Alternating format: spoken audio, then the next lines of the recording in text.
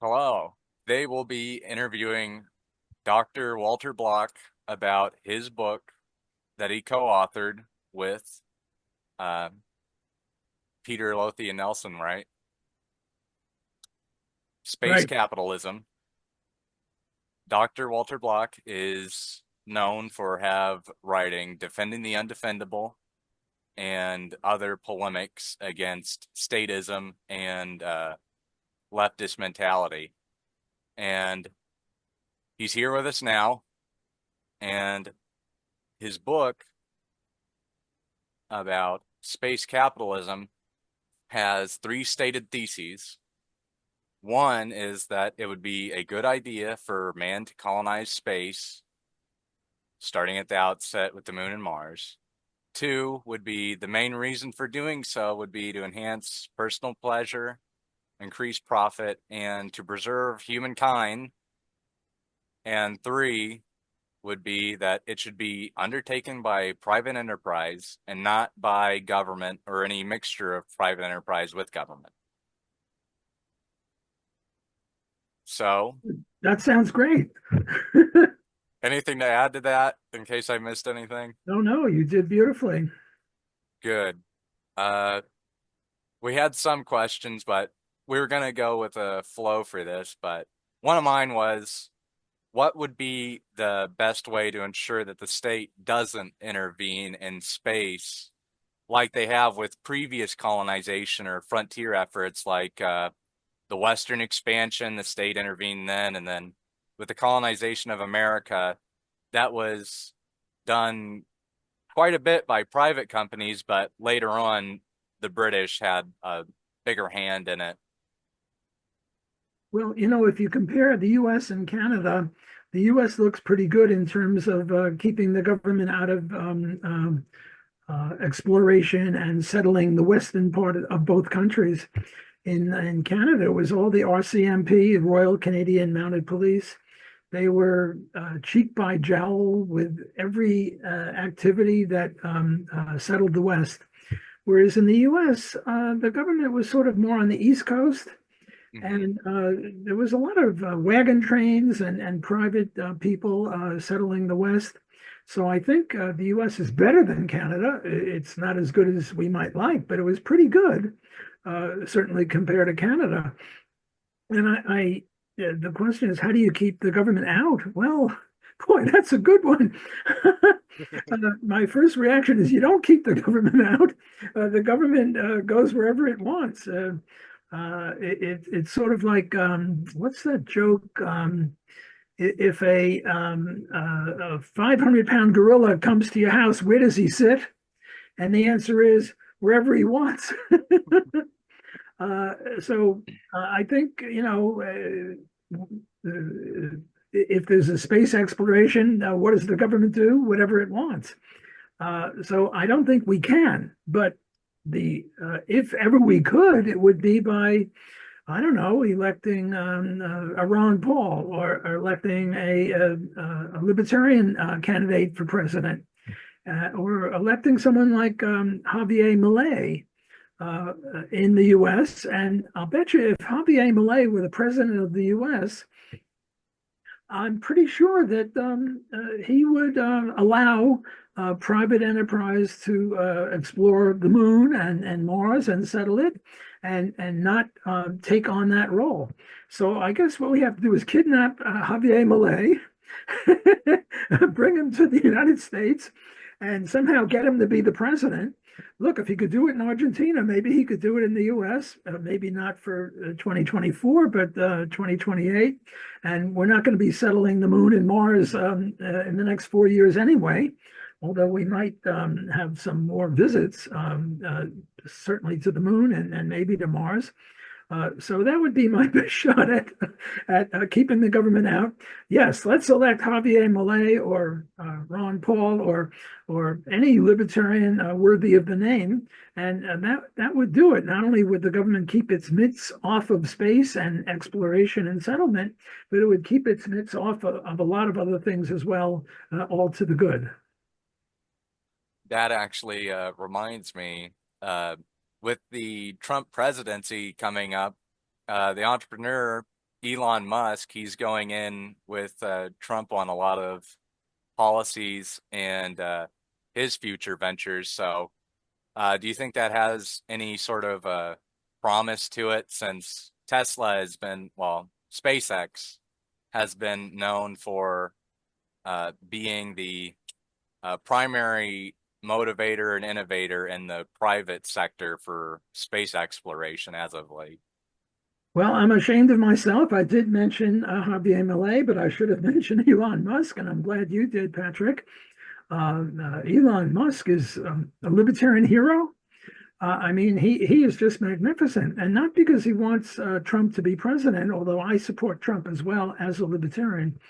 But uh, before, when the government was in charge of moon exploration, every time they sent a rocket ship up, when the rocket ship came back down, it couldn't be reused.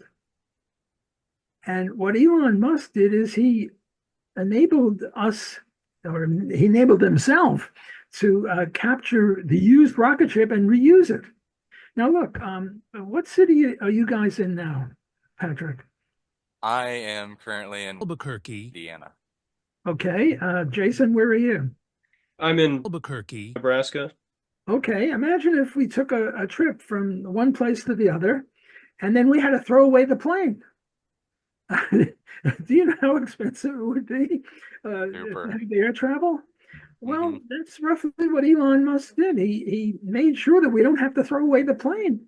We can maybe not reuse it as many times as an airplane, but we can reuse it several times, which cut down on the expense, which is what private enterprise usually does. So Elon Musk is magnificent. He is planning not only a visitation to the moon and Mars, but actual colonization. It might not occur right away, and if Donald Trump, or to the degree that Donald Trump allows him to be an advisor, I think we have a good shot. We don't have to get Javier Milei here as president. We'd have hopefully Donald Trump.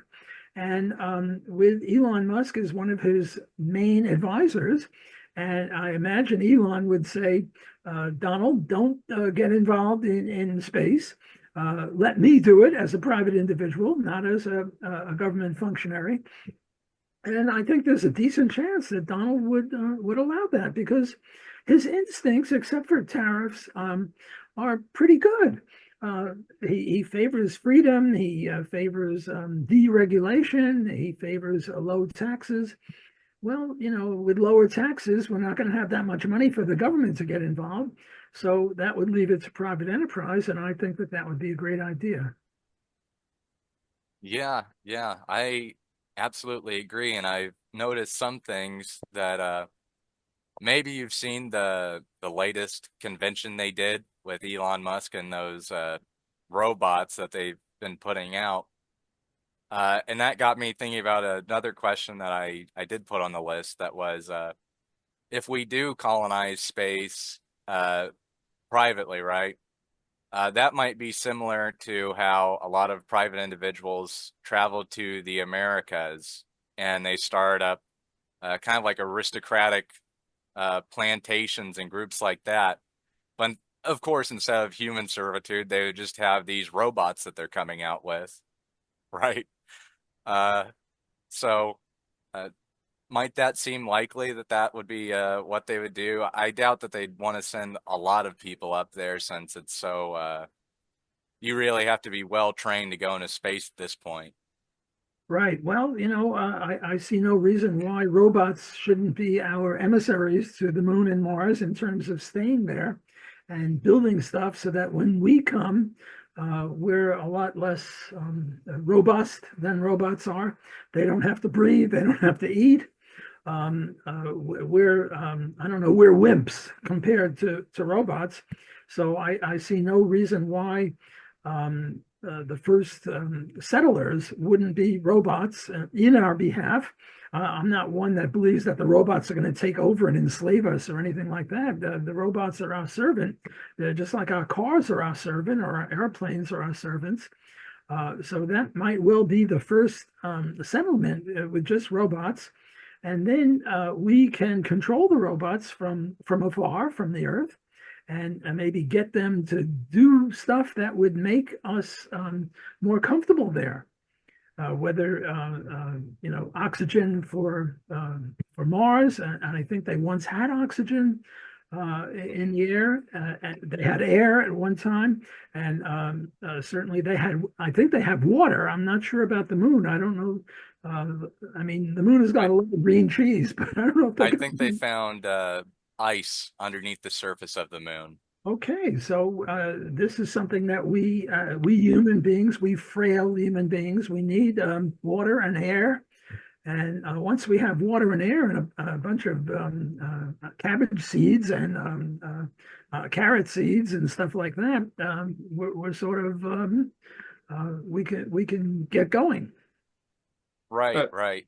On the topic of planetary settlement, your book discusses terraforming. And as far as I can tell, there's two major points with terraforming with regard to it, insofar as public good theory is concerned, and insofar as property rights is concerned. And in the book, it says that if a private individual or organization were to terraform a planet, that you believe that they would be entitled to most of it, but not necessarily all of it. And I'm wondering, in your mind, what exactly differentiates between where one's labor was mixed in a terraformed planet and where it wasn't? I'm sure there's continuums involved, but what do we start with in determining who owns what part of the planet in the act of terraforming? Well, I'm glad you mentioned continuums, because continuums would be the key to my answer to that very important question. Mm-hmm. So let me go over continuums a little bit. We know that if you go to bed with a 5-year-old girl, you are a statutory rapist, even if she agrees, because we don't think she's capable of agreeing to any such thing. On the other hand, if you go to bed with a 25-year-old woman and she agrees, whatever you are, you're not a statutory rapist. Well, where do you draw the line? You can't, somewhere, I don't know, 17, 18, 19, 16, somewhere in there, I think would be reasonable. Most people would agree. I don't know where, but I do know you can't deduce an exact number from libertarian principles of non-aggression and private property rights based on homesteading. You just can't deduce anything. You have to say, okay, 17 years or 18 years or something like that. I know that in some societies it's 15 or 14. I think that's a little low. I would be comfortable with 17 or 18. Another issue of the continuum is, forget about the moon for the moment, or Mars. Let's talk about homesteading the United States. What Murray Rothbard said was, east of the Mississippi, where the land is more fertile, a family of 4 should be able to homestead 160 acres. Where did he get 160 acres? I don't know. It's roughly from where I got 18 years old. It seemed reasonable to him. It could have been 150 acres or 170, but he picked 160. And what did he say west of the Mississippi? He said, where the land is less fertile, he said 1,600 acres for a family of 4. So again, we libertarians are stuck. You can't deduce 160 or 1,600 or anything from libertarian principles. Well, now let's talk about the moon or the Mars. If you start homesteading and you're a family of 4, how many acres can you get? Well, you know, the moon is even less fertile than western U.S., west of the Mississippi. And instead of 1,600 acres, maybe it should be 16,000 acres. Might seem reasonable. You don't get to own the whole moon. And, you know, I imagine if the government were in charge, they'd get a flag and they'd stick it in and say, we own the whole moon. No, you have to come up with some sort of reasonable thing. And I think maybe 16,000 acres is reasonable. And maybe 16,000 square miles. I don't know. I'm not sure about that.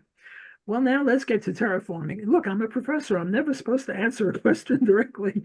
I have to go circuitously. So now I'm ready to get closer to Jason's very important question.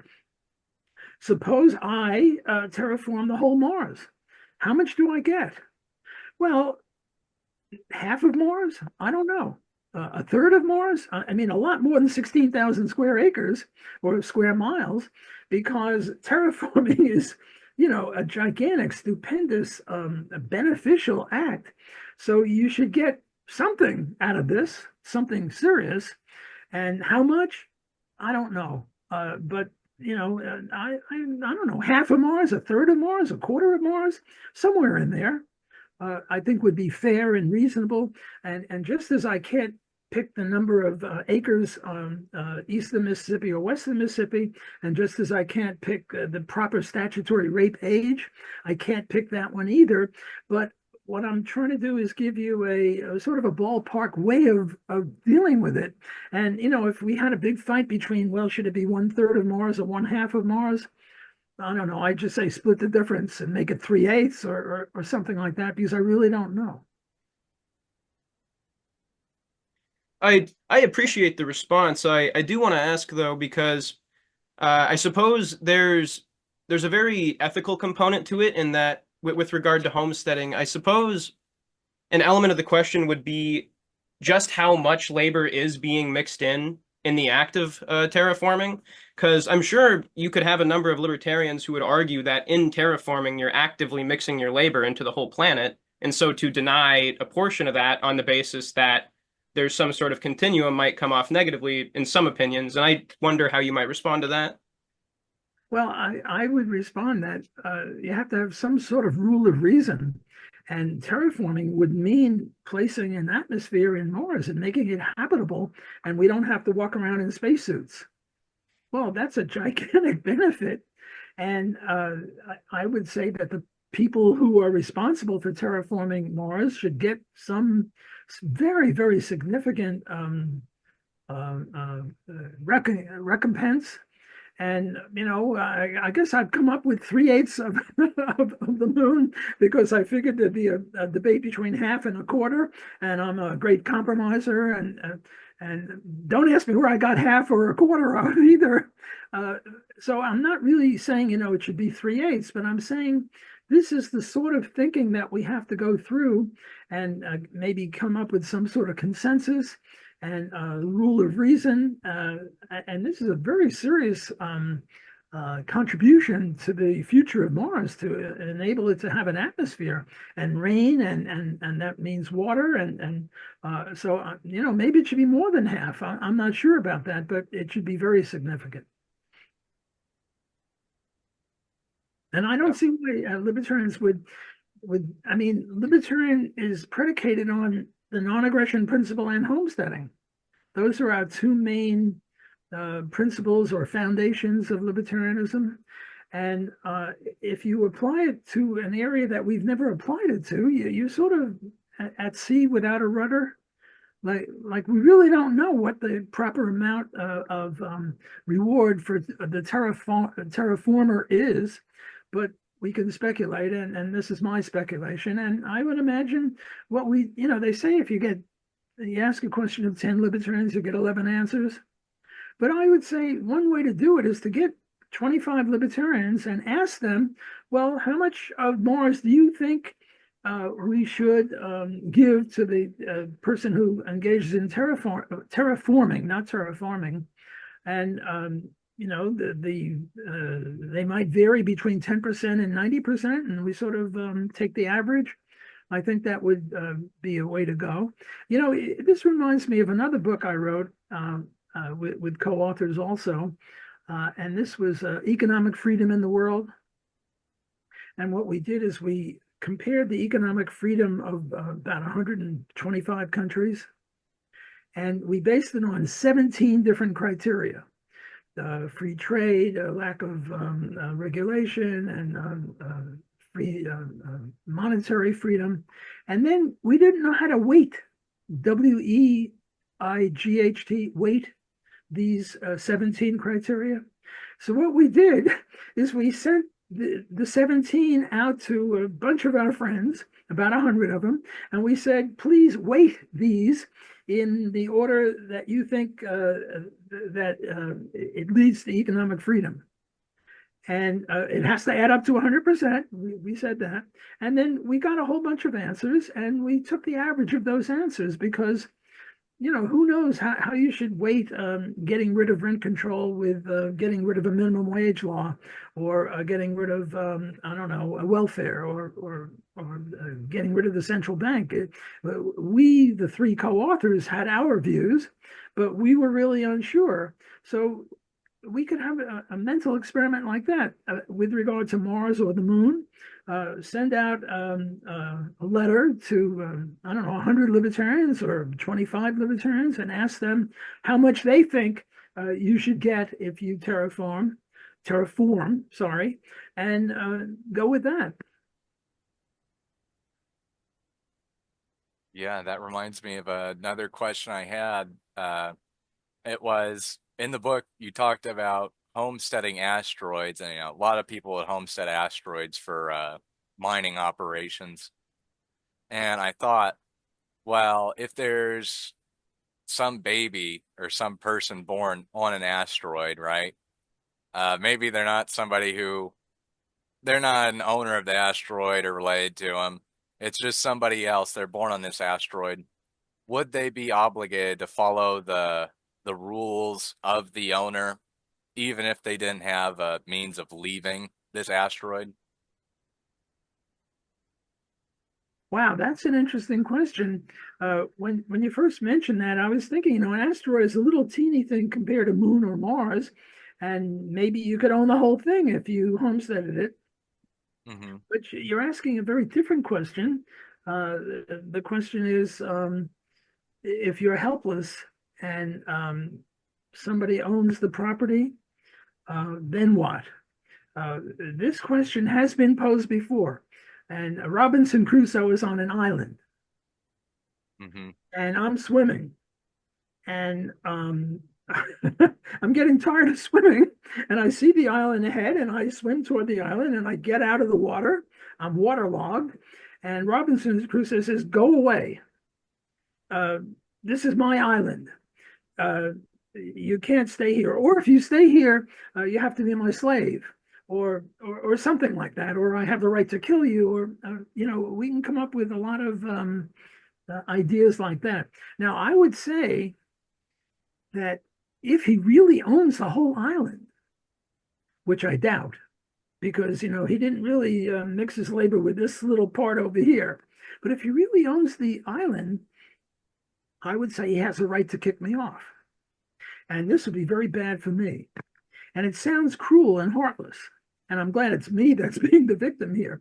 But my answer to those who question this and say, well, he should let me on his island because I'm desperate and I'm in need, all I would say is, okay, I'm going to die because he kicks me back into the water and a shark gets me, or I'm tired of swimming and I drown. Fine, I drown. How many people are going to drown from being kicked off of islands compared to how many people will die if we don't have private property rights? You see what I'm saying?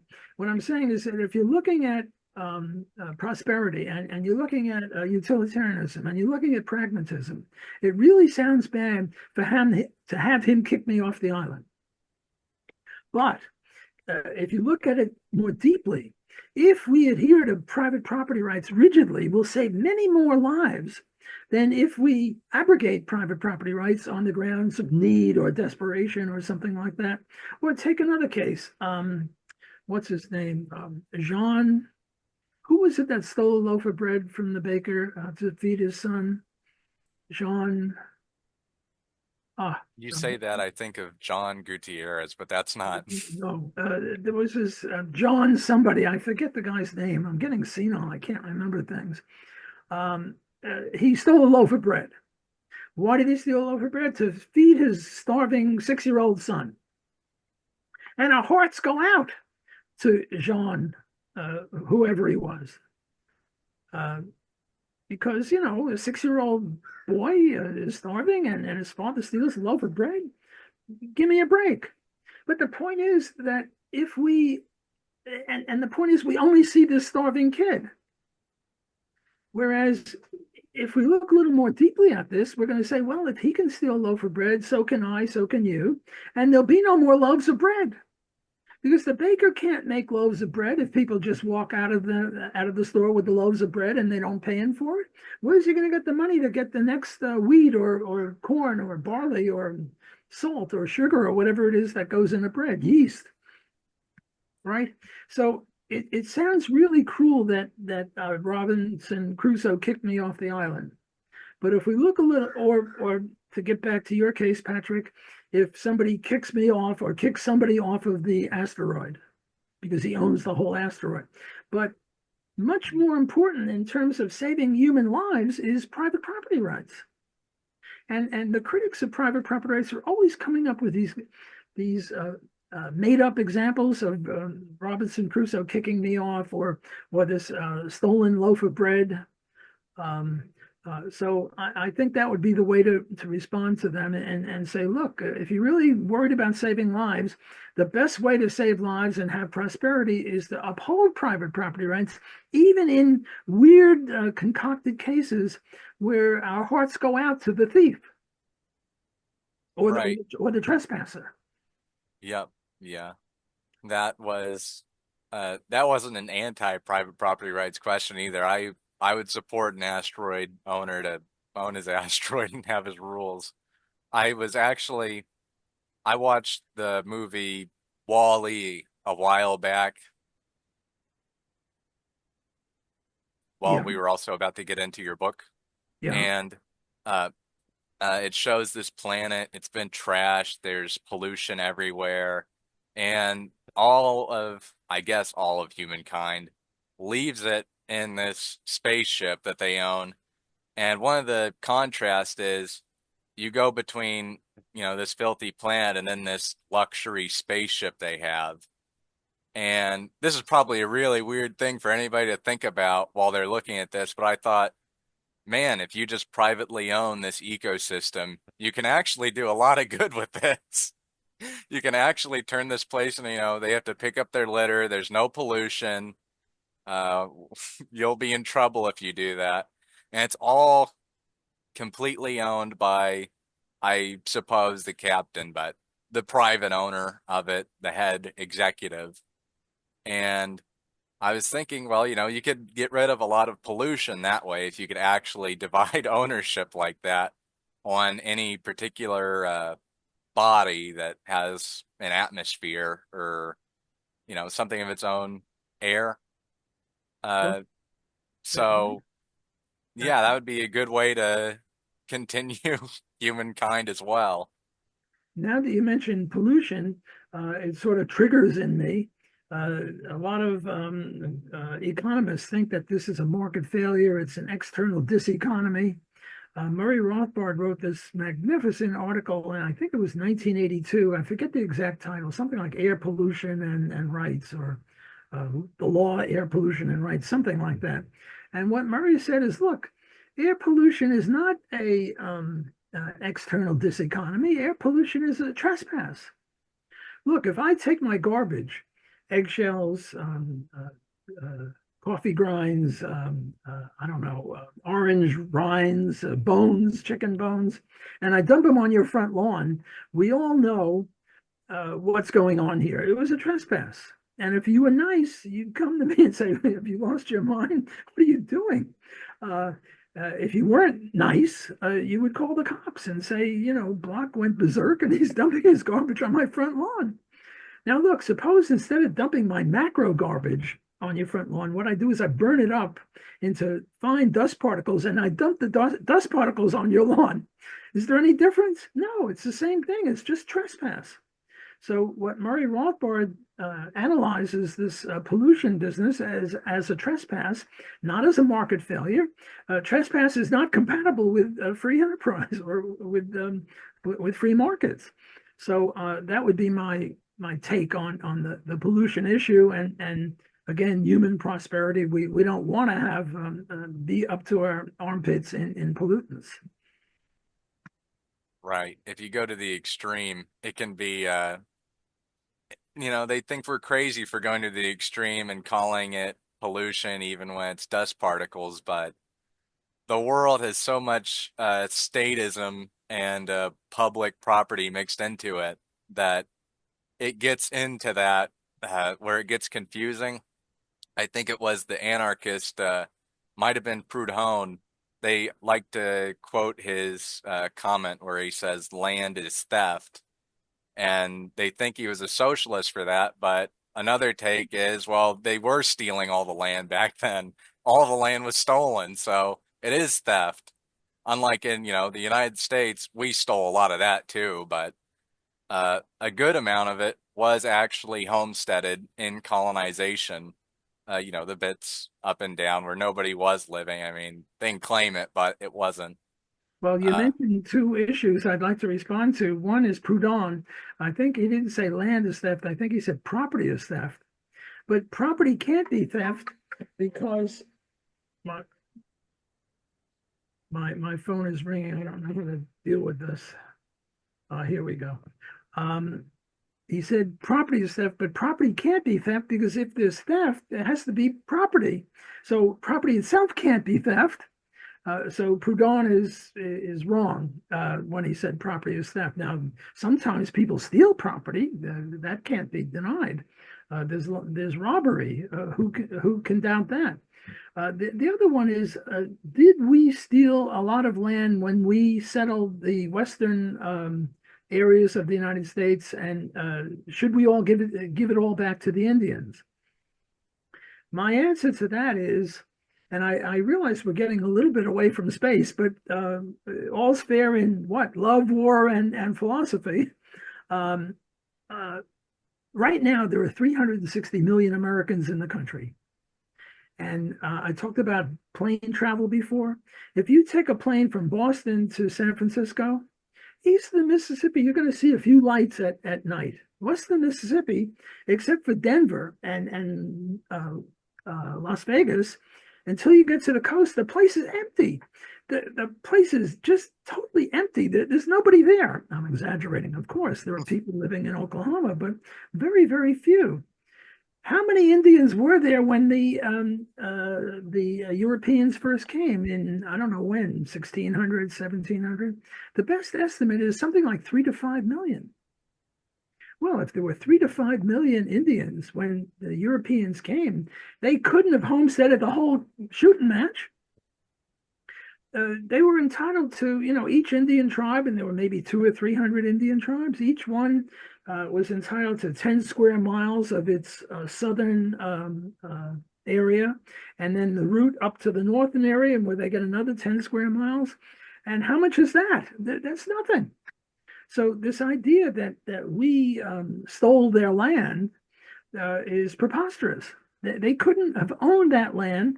And again, I'm using this continuum business to say, well, they had 10 square miles and there were 100 people in the tribe. I mean, I don't hold me to 10 square miles. It might have been 15 square miles or 5. I don't know. But all I'm saying is that if 360 million Americans nowadays can't fill the place, 3 to 5 million certainly couldn't go anywhere near homesteading the entire thing. So the Europeans were entitled to settle. And then a lot of the tribes would fight with each other, and then they would start scalping the white people, the Europeans. And then we had a better technology than them, and we conquered them. But I think that they were unjustified in trying to keep us out of land that they couldn't have homesteaded. right, right.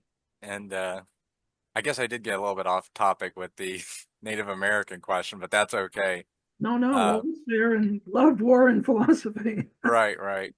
I was thinking about another question though that I had about space to get us on topic. It was there's a group you probably haven't. Last time I talked to you, you hadn't heard of the Dark Enlightenment or neo-reactionaries, but they're inspired by Hans Hoppe. He wrote the book. What was it? It was Democracy, the God That Failed. Yeah. One of their big writers was Curtis Yarvin. He wrote a lot of stuff about neo-reactionary stuff and the Dark Enlightenment, and that is that he incorporates a lot of capitalist and libertarian principles into how they want government to be, but they don't reject the state entirely. They would rather support a decentralized like city states where you have the freedom to leave or go to another state and have somewhat of a market for governance, right? So if it would be hard to keep the state out of space, do you think that might be likely that something like, Dark Enlightenment or neo-reactionary decentralized communities could arise in space? Maybe they would work together to protect more of the libertarian rights instead of maybe full anarcho-capitalism or full statism like we have. Well, Hans Hoppe's book, I think it's called Monarchy, the God that failed. No, statism, Democracy, the god that failed. democracy, the God that failed, and he favored monarchy. But he's not really a monarchist. He's an anarcho-capitalist. He just said that monarchy is better than democracy. And I think it's a magnificent book. There are one or two minor details I disagree with. When he said that, what was it? No homosexuals or communists or I don't know, pornographers are allowed in society. Now, if he just said that then they're not allowed in this city state or in this condominium, fine. And if he had also said, look, the gays might want to have their own condominium, in which case you're not invited there, that would have been fine. But what he said, that they should be precluded from society.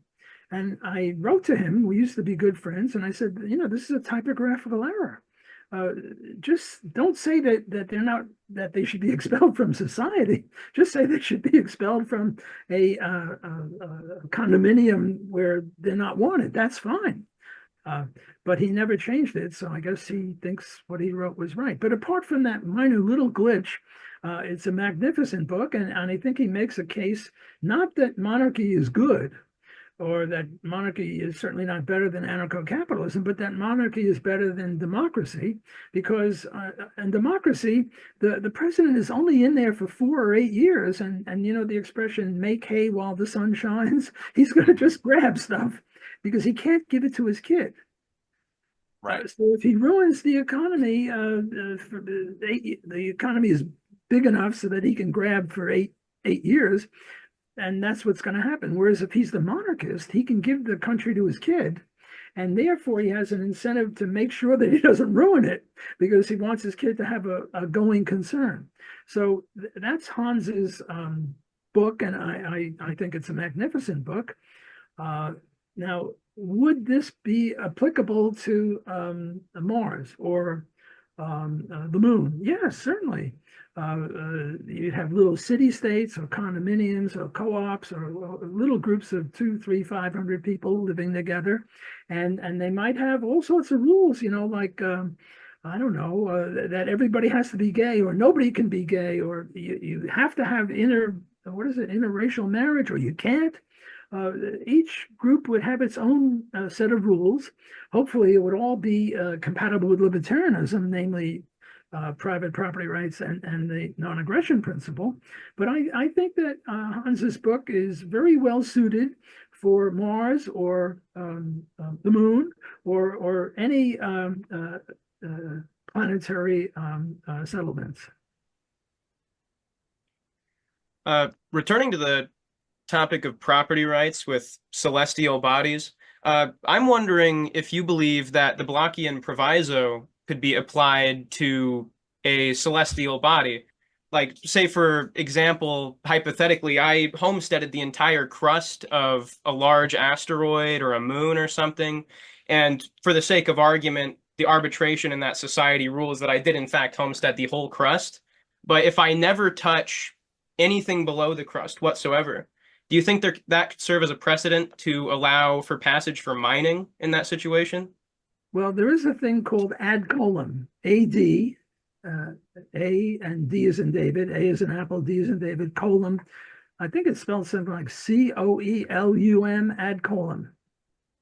And what the ad coelum doctrine says is that if you homestead the surface of the planet, you own a decreasing cone right down to the center of the earth and an increasing cone up into the sky.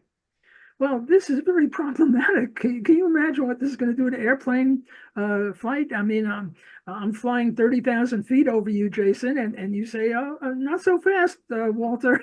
You got to pay me $100 because I own stuff. Well, you never homesteaded anything 30,000 feet above, and you never homesteaded anything 4 miles down. So I think that the ad coelum doctrine is wrong. And we can have, what do you call it, slant drilling, like I drill under my house and then under your house to get oil or gold or whatever it is down there. Now, again, we have a continuum because in New York City and Manhattan, it's built on a solid rock and the rock goes down for miles and miles. So you could dig under my property pretty close and you won't cave in my house, which would be a violation of rights. On the other hand, I live in New Orleans, and New Orleans is built over a swamp. And if you come under my property, you got to go a mile down, or I'm not sure how far down, because if you go too close to the surface, you'll cave in my buildings. So again, we have a continuum. So I believe that I believe that the ad coelum doctrine is wrong, and that homesteading should be superior. And who homesteaded the right to travel 30,000 feet above you? The airplane companies, Delta, American Airlines, and slant drilling would be allowed as long as you don't cave in the other person's property. But you also answered about the block proviso or the Blockean proviso, and I sometimes call it donut theory or bagel theory. And the idea here is that you homestead land in the form of a bagel. You own the outer periphery, but you don't homestead what's in the middle. And let's say there's a square mile in the middle. Are you allowed to do that? No, because you would then be controlling that inner square mile without ever having set foot on it, without ever having homesteaded it. So if you want to do that, if you want to just own the bagel and not the stuff inside, that's fine. You just have to let a little path go through your property so that other people can have access to it. Unless there's helicopters or tunnels or in a low-tech situation where there are no helicopters and no airplanes and no tunnels, you have to allow a path to go through there. I'm Jewish, and sometimes I look at the Talmud, which is the book of Jewish law, and they beat me to it. And what they said is you have to allow a path to get in there. So I created this without knowing that the Talmud had beaten me to it. But I don't want to say great minds think alike, because the people who did the Talmud are, way superior to little old me. But I was in sync with them. I was my thinking was compatible with their thinking. And I think it's reasonable from a libertarian point of view that you can't control property that you haven't homesteaded. And if you homestead in the bagel format or in the donut format with the hole in there, you're controlling property that you didn't homestead. You're precluding other people.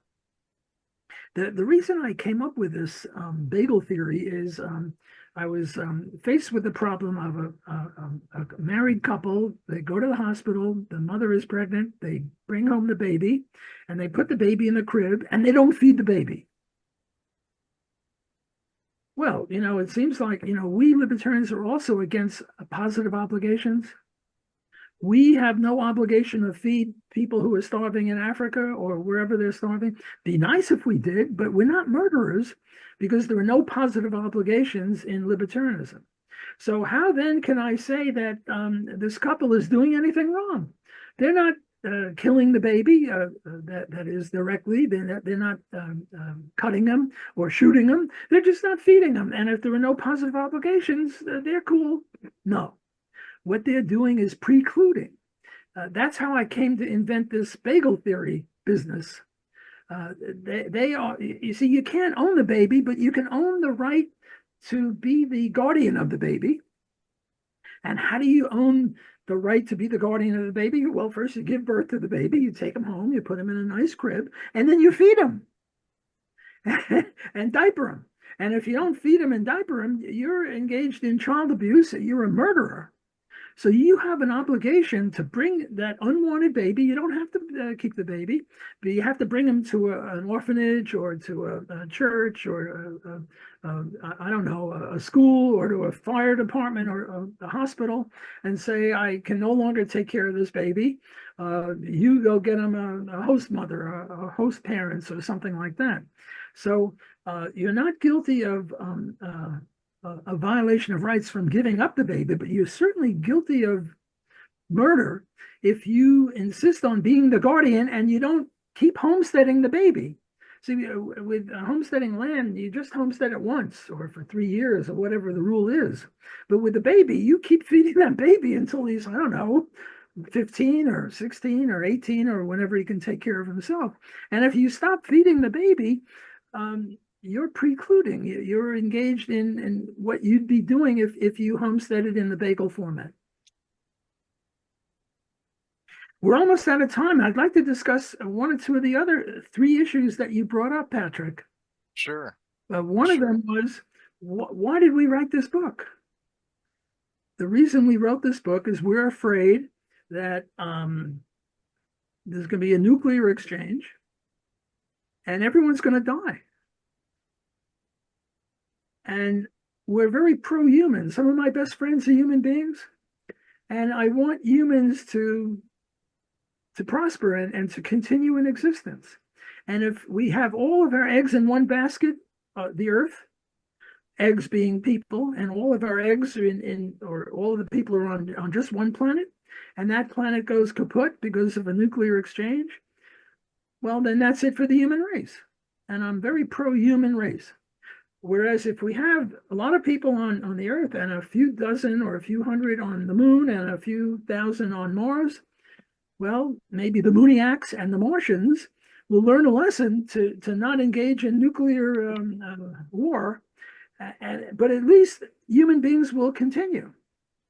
So I think it's very important that we colonize the moon and Mars and outer. I think one of the moons of Saturn is supposed to be amenable to human existence there, even though it's far away from the sun. Don't ask me. I'm not a person who specializes in that. But in the book, we had a chapter on that. So I would like to see human beings all over the place because human beings are great. I'm pro-human being, and this way we don't have all of our eggs in one basket, and we're populating many planets, and then hopefully, when technology allows, and we can go faster than the speed of light. Other solar systems. That would be my dream. I do wonder because another aspect of the book is you write how you believe that the original moon landing it came too early. Economically speaking, we should not have been doing that at the time we were. So I wonder, when do you think we will be getting closer to that point? Do you think, I believe the book was written in 2016, so since then, do you feel there's been any developments that are telling of anything, or? Well, I would ask Elon Musk. I'm not really up on when we should go. And I mean, as an economist, I'm thinking that before you go to the moon and you spend, what was it, 25 trillion on getting to the moon, some inordinate amount of money. Elon Musk never would have done that. What he would have done, what a rational person would have done, was first engage in a little rocketry and a little chemistry, and then get there cheaper. And when the time is right, I think should be left up to free enterprise, not to me, a political philosopher type who knows nothing about the specifics of when it would work. I mean, this is an entrepreneurial question. When will it be profitable to finally go to the moon? Right now, what Elon Musk is charging is like $1 million for a little trip up above the Earth's surface. Well, if he keeps doing that, God bless him, we'll get closer to being on the moon permanently, not just going there and planting a flag and then leaving. And also another question comes up. One of the big questions about libertarian theory is, what about the poor? The when cars came, did the poor get cars first? No. When air conditioning came, did the poor get air conditioning first? No. When computers first came, were the poor first online to get a computer? No. Uh, who's going to go to the moon and Mars? It's not going to be poor people unless rich people are willing to subsidize them. It's going to be wealthy people who can afford to pay, let's say, Elon Musk for a ticket to go to Mars and stay there. And Elon Musk isn't going to be able to take everybody.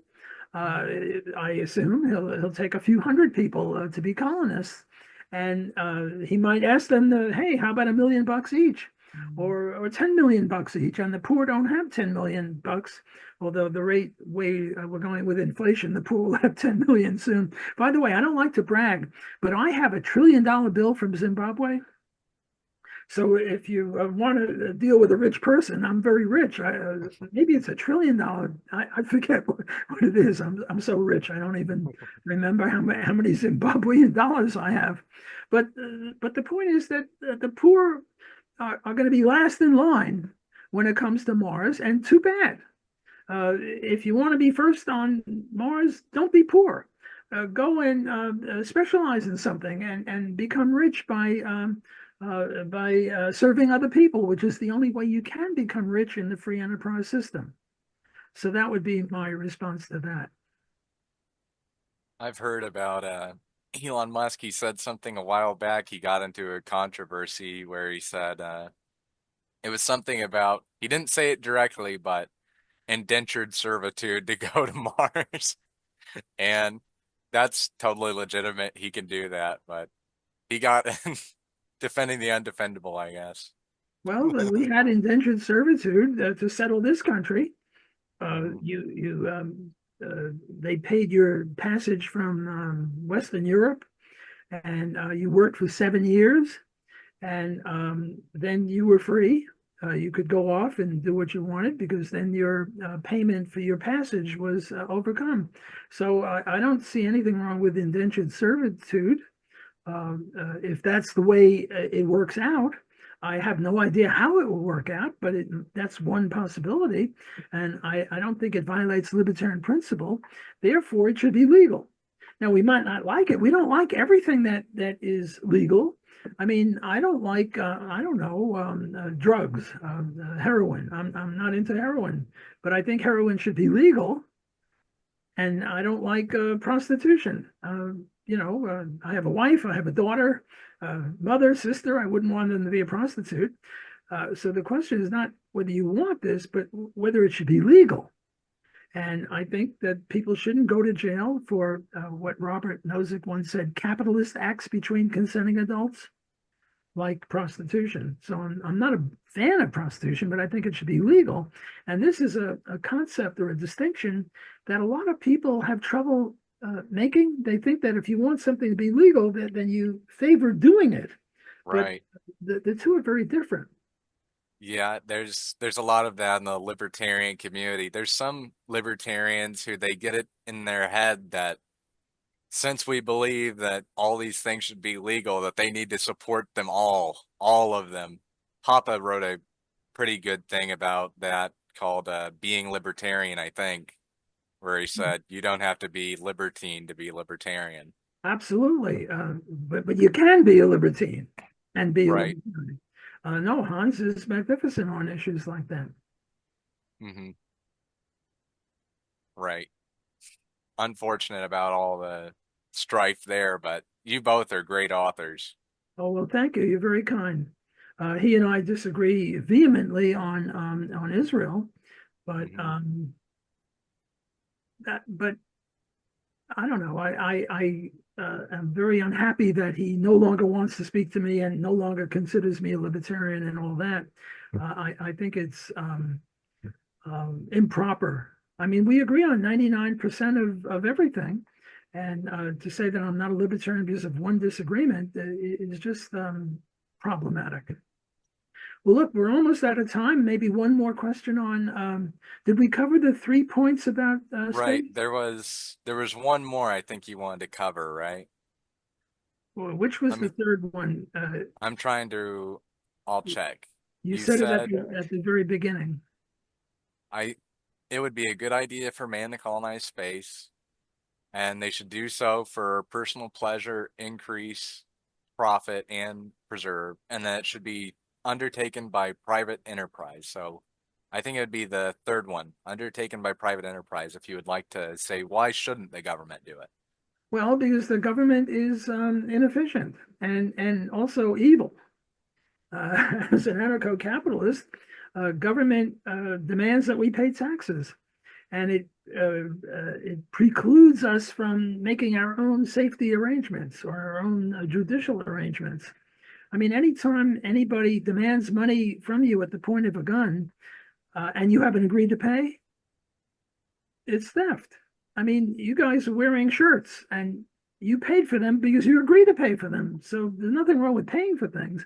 But if somebody comes up with a gun and says, you know, you better pay even though you don't agree, that's theft. And I mean, the IRS, the first letter that they're going to send you is not a threat to go to jail. They're going to say, hey, we really need the money. Did you forget to pay your taxes? You know, please pay your taxes. And the next letter is a little stronger, and then a very strong letter. And then a guy with a badge and a blue uniform comes up and says, come with me. And if you don't come, he'll shoot you. So the government is evil, and therefore we shouldn't rely on it. And secondly, they're inefficient. Why are they inefficient? Because they can't go broke. One of my favorite quotes, let me see if I can dig this out. It's by Thomas Sowell. I've got it somewhere here. I can never find it when I want it. I'll just paraphrase it. He says it's a stupid system to allow people who make mistakes to pay no penalty for them. Well, when a private enterprise, like right now, McDonald's is in trouble because they killed a few people. The very existence of McDonald's is in question. I mean, they might overcome it because, you know, they sell billions of burgers and one went bad. But on the other hand, if government ran fast food, they can never go broke, no matter how they screw up. The FDA screwed up and they allowed some drug that killed people. Well, the FDA doesn't go away. The Army Corps of Engineers killed 1,900 people in Katrina. They're still in business. Imagine if the Mississippi River were privatized, to mention another book of mine about privatizing bodies of water, and they killed 1,900 people. Well, you know that some other company would take over the ownership of the Mississippi River. So government is evil and government is inefficient, and the less government we have in space, the better. Right. And as a last fun question we could ask, do you think the moon landing was faked?